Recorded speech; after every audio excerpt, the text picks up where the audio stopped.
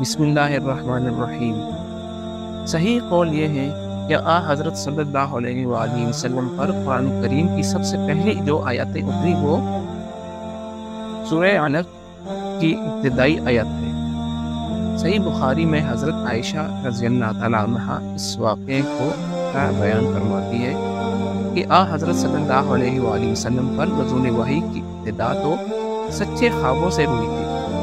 اس کے بعد آپ کو تنہائی میں عبادت کرنے کا شوق پیدا ہوا اور اس دوران آپ غار حرا میں کئی راتیں گزارتے اور عبادت میں مشغول رہتے تھے، یہاں تک کہ ایک دن اسی غار میں آپ کے پاس اللہ تعالیٰ کی جانب سے فرشتہ آیا اور اس نے سب سے پہلی بات یہ کہی کہ اقرا، یعنی پڑھو۔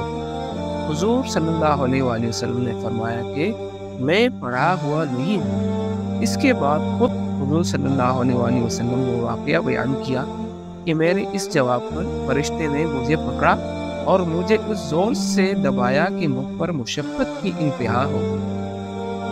پھر اس نے مجھے چھوڑ دیا اور دوبارہ کہا کہ اقرا۔ میں نے جواب دیا کہ میں تو پڑھا ہوا نہیں ہوں۔ فرشتے نے مجھے پھر پکڑ کر اور دوبارہ اس زور سے دبایا کہ مجھ پر مشقت کی انتہا ہو گئی۔ پھر اس نے مجھے چھوڑ کر کہا کہ اقرا۔ میں نے جواب دیا کہ میں پڑھا ہوا نہیں ہوں۔ اس پر اس نے مجھے تیسری مرتبہ پکڑا اور بھینچ کر چھوڑ دیا۔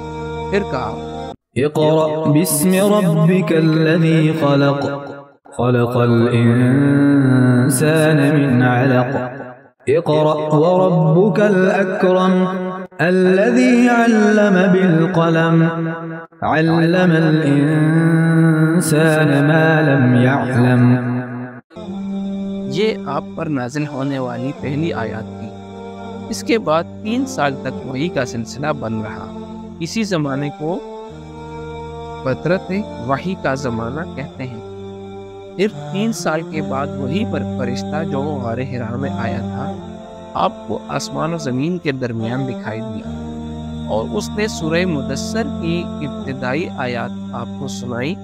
اس کے بعد وحی کا سلسلہ جاری ہو۔